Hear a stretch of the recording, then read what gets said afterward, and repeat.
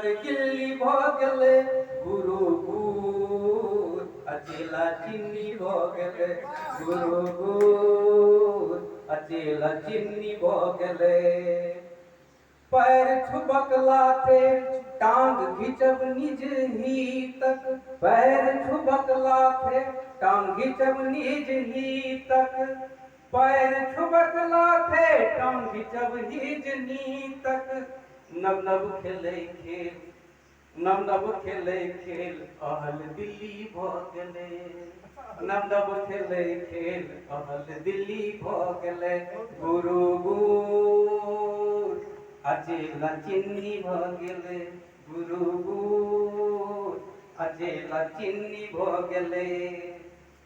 कक्का बलाय भेले बापो के नहीं पूछे ना देश में कक्का आ बापू सब भेल छै चाचा बापू पिताजी सब गोटे भेल छै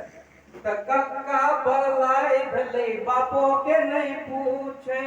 कक्का बलाय भेले बापू के नहीं पूछे पूतक नव खिस्सा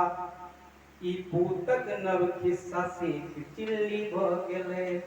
पूतक नव खिस्सा से चिल्ली भ गेले गुरुगुर अचेला चिन्नी भ गेले गुरुगुर अचेला चिन्नी भ गेले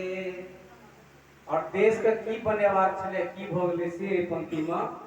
कि नव समरस समाज बनायब ए देश में